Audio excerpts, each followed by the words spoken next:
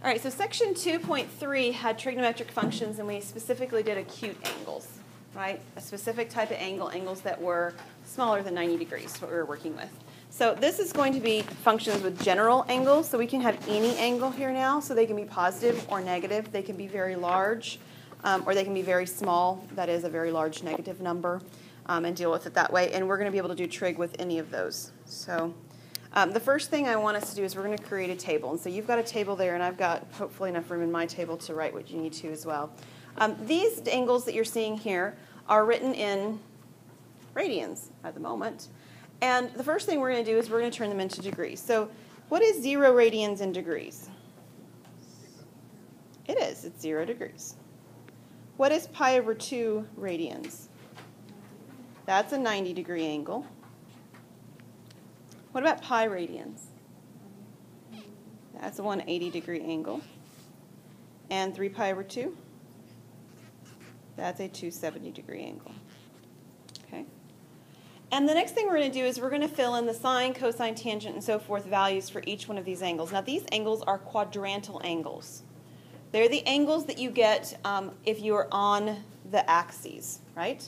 So even if you really want to, you can't draw a triangle here. All right?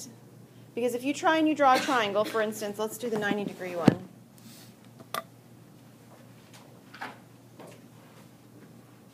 If I'm at 90 degrees and I try and draw a triangle, well, the triangle always has to come back to here. So all I'm going to get is this little line segment right there, just like that. There aren't any triangles to be drawn. So I can't do SOHCAHTOA. In other words, that's not going to work, okay? So I want to work with you on what these values are, and we'll find out in the next section a little bit more about how that's working. But the sine values here is going to be 0. So the sine of 0 is 0, okay? The cosine of 0 is actually 1. And then once I have those two, we could actually figure out the rest of them from that. So tangent should be sine over cosine. That was a reciprocal, or not a reciprocal, a quotient identity we had. So if I take this sine value of 0 and I divide it by the cosine value of 1, what do I get? 0. So tangent is also 0. Cosecant should be the reciprocal of sine, but what's the reciprocal of 0? 0. Is it? No. It's 1 over 0. And what is 1 over 0? Undefined. So there is not a value for cosecant of 0. It is undefined. So I'm going to do U and D just because I don't have enough space to write undefined, but you can write whatever you'd like there. You could also put D and E does not exist if you'd prefer that. The value, it is undefined, it doesn't exist. Secant should be the reciprocal of cosine, and cosine is 1. So what is secant? 1. And cotangent should be the reciprocal of tangent, whose value is 0, which means that the tangent is, the cotangent is undefined, yeah.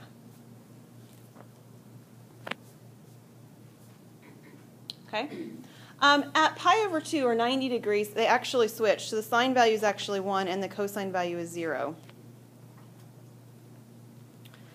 So we're going to do the same thing with the rest of them. Tangent. So tangent should be sine over cosine.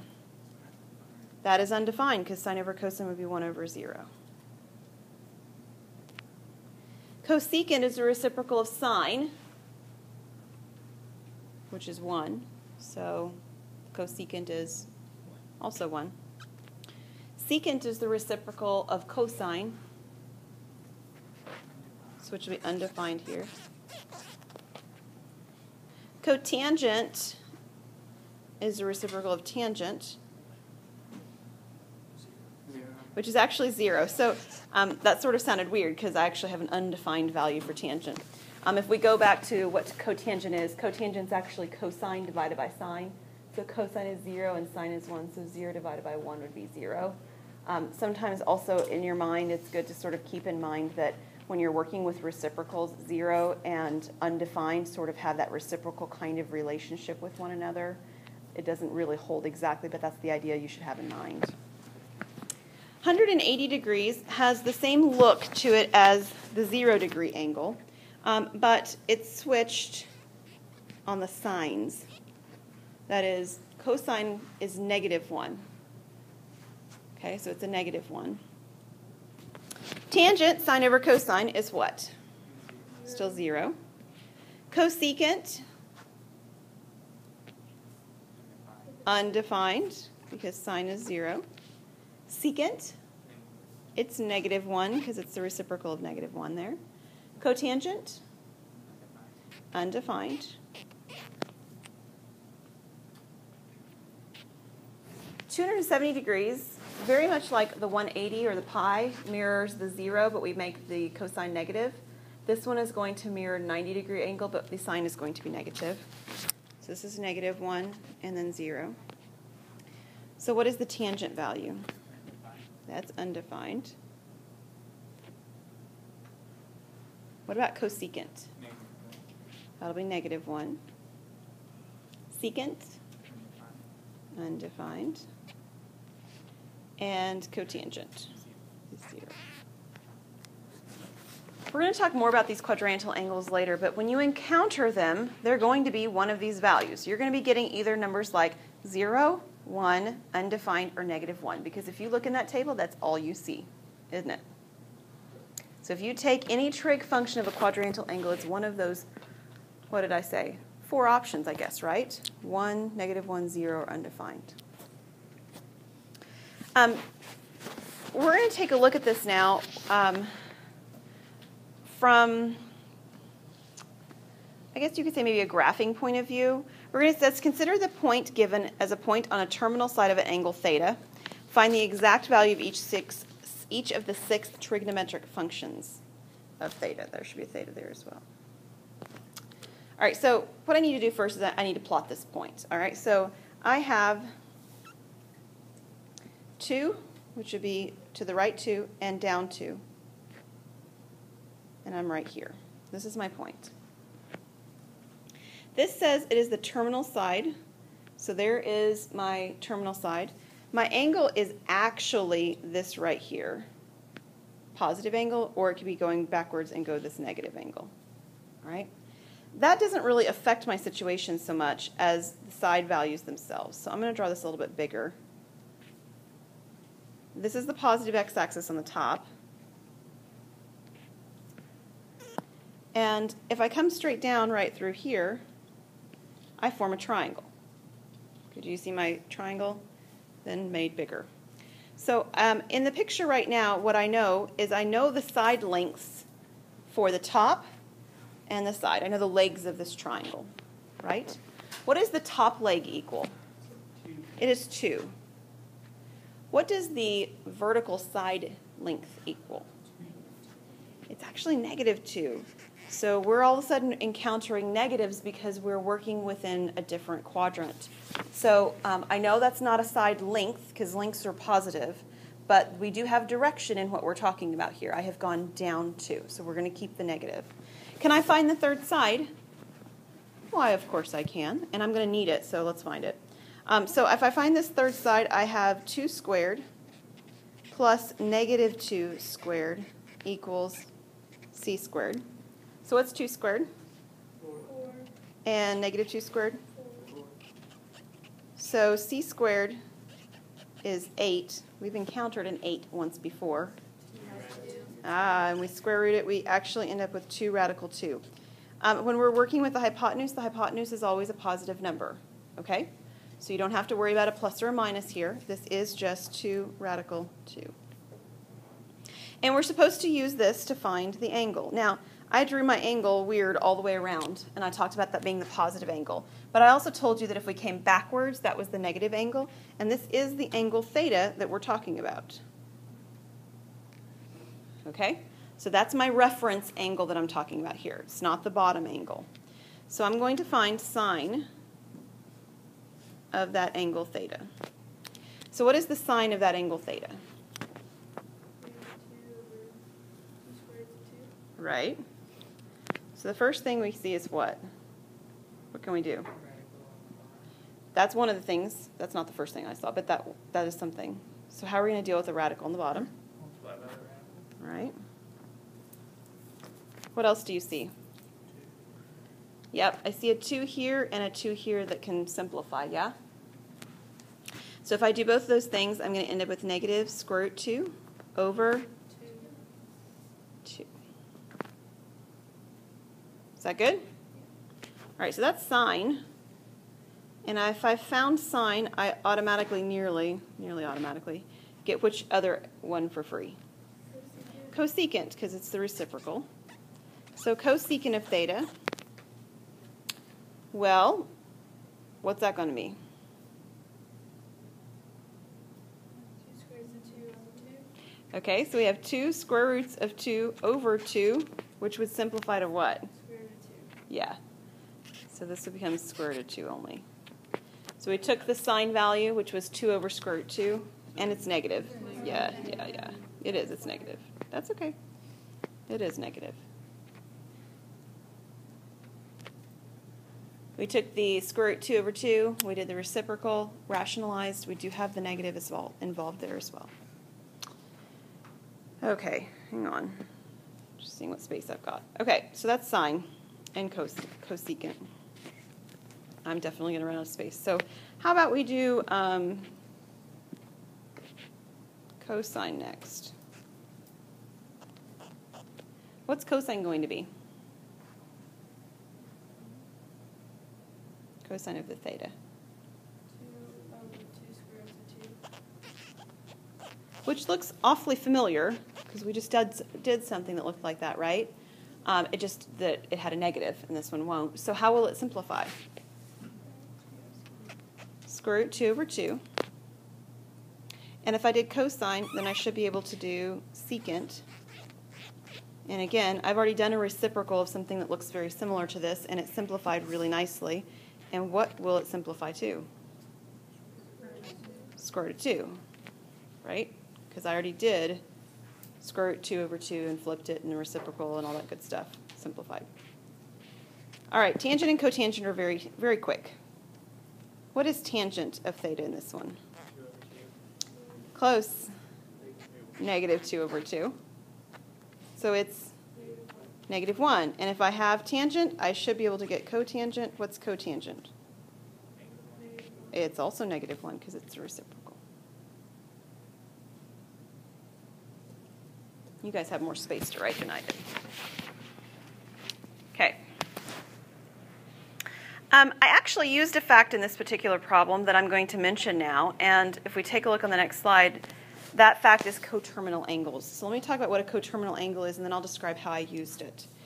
Coterminal angles are two angles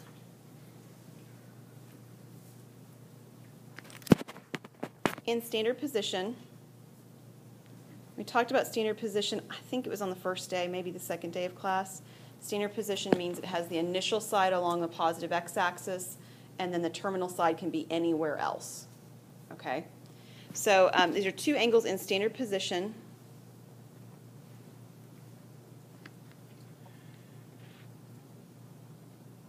That have the same terminal side.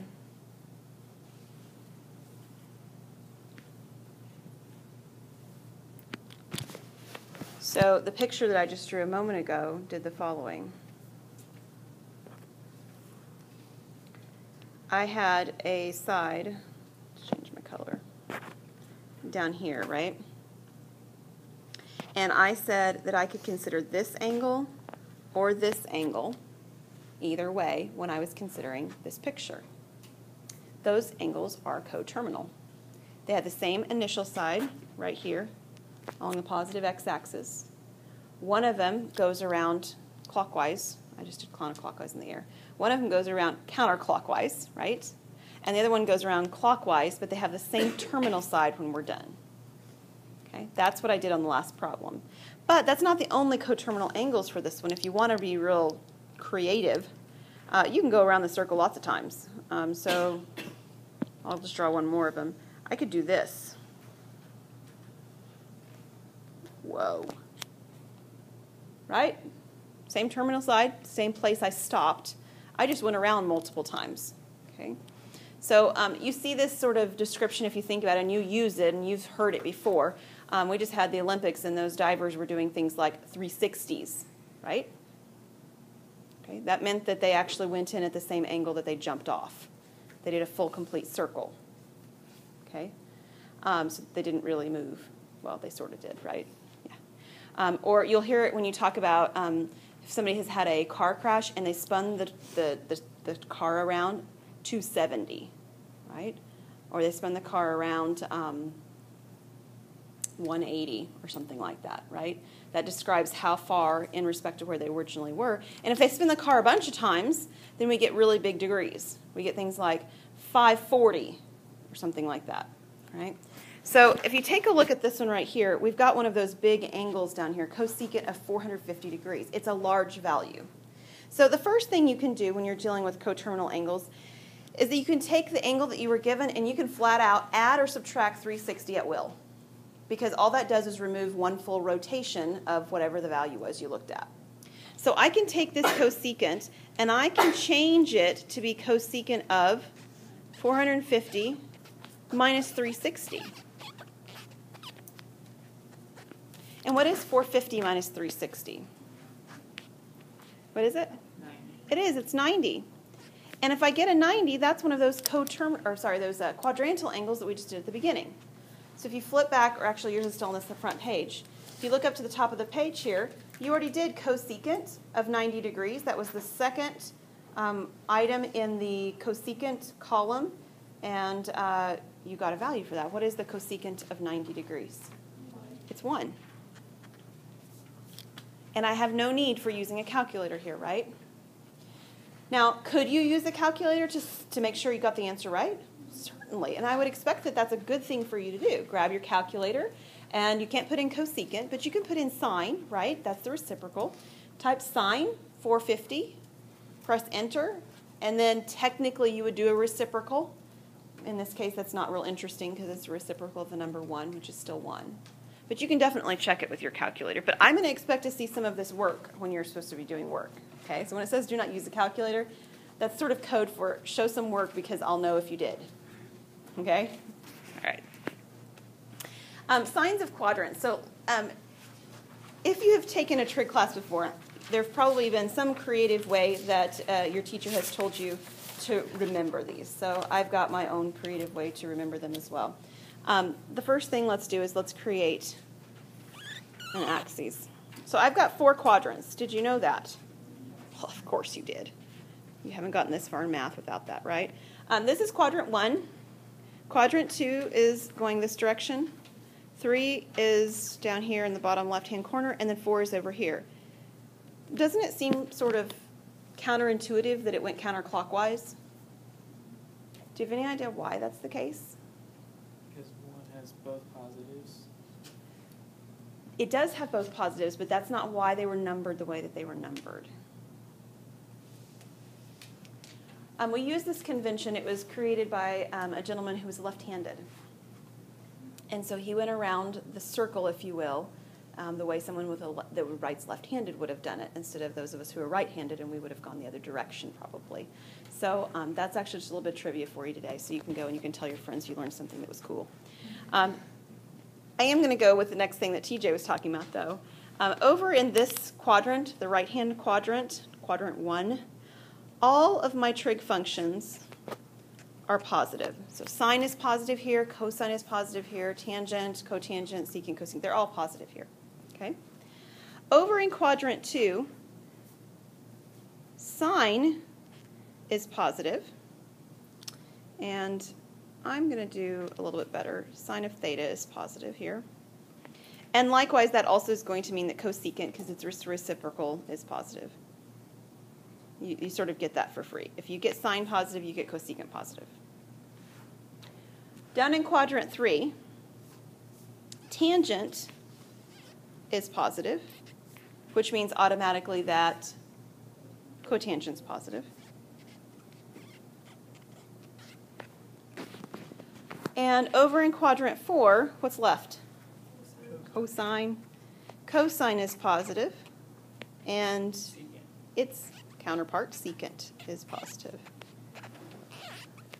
So here is how you can remember this.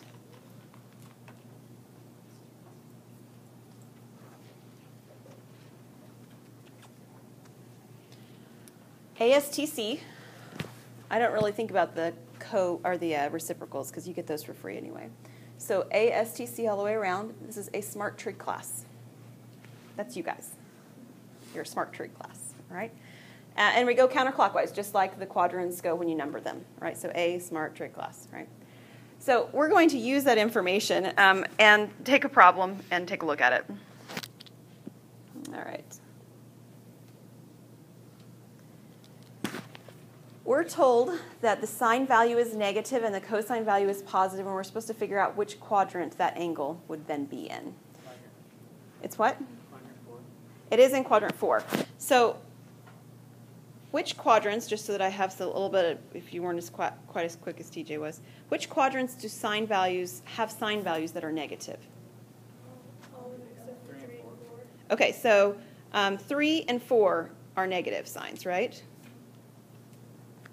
Because that says sine's negative, yep.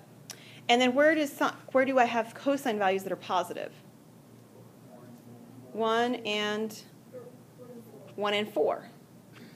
And my question then is, where's the overlap? Where are they both happening at the same time? They're happening in quadrant 4. So this is quadrant 4. Make sense? Okay.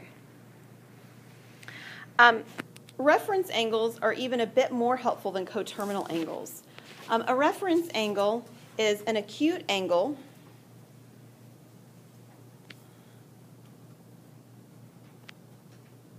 formed by the terminal side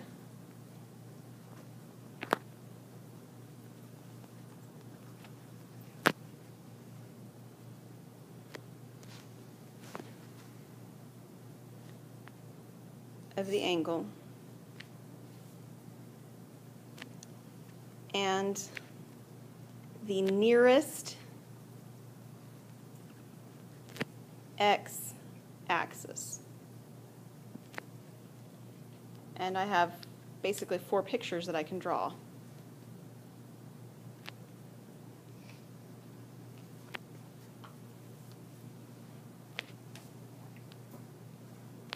So these are all the 4 quadrants, okay? So this is just the xy plane drawn 4 times. It's sort of drawn off kilter because of where I want to draw my picture. So if I take my terminal side, oh, that work. Let's go with that one. And if my terminal side is right here in quadrant 1, then the nearest x-axis would be underneath it, right? It'd be the positive x-axis right over here. And my reference angle would be this piece right here. That is my reference angle. We'll put a theta in there. Pretend that says theta. All right. If I'm in quadrant 2, that is I'm over here, where's my nearest x-axis? It's the negative x-axis, isn't it? It's over here, actually. And if I take that one, then my angle as my reference angle is actually over here. It's not the angle from standard position, is it? I'm not in standard position when I did that triangle right there, or did that angle right there. Same thing, or same kind of thing going on in the other 2. If I'm in quadrant 3, down here, where's my nearest x-axis? It's the negative x-axis. Again, it's up here, yeah? So when I create the angle here, I am creating this angle theta. So I'm going back. Again, this is not in standard position, is it? Standard position, we go all the way back to the positive x-axis, and I'm not doing that. And then my quadrant 4, okay, let's try it one more time. That's not working. Okay, draw it freehand. There I am at quadrant 4, and my nearest x-axis is the positive x-axis. However, the angle is this angle right here. It's the acute angle that I'm forming. It's not the angle from standard position. All right, I'm not going all the way back to the beginning of the x-axis and going all the way around to where I am. And that's what I actually did in the problem that we looked at when we did that 2, -2 point. So we're going to take the angles that were given on 4 and 5, and we're going to find the nearest, or find the reference angle for each of those angles. So let's do 4, and then we'll pick up with problem 5 next time. 330 degrees. What quadrant am I in? I am in the 4th quadrant. So my angle is down here somewhere. Whoops. And the 330 degrees is this piece right here. Okay, so does that make sense of what they're describing? Got the picture in your mind? But that is not my reference angle. My reference angle should be this angle right here. How am I going to find out what that angle should be? Right, the picture told you what to do, didn't it? If you draw the picture will tell you what you have to do. It's 360 minus 330, which means that my reference angle is 30 degrees. And that's the answer. Okay? We'll do it with radians next time just because it takes us a little bit longer to work with radians. And we'll pause there.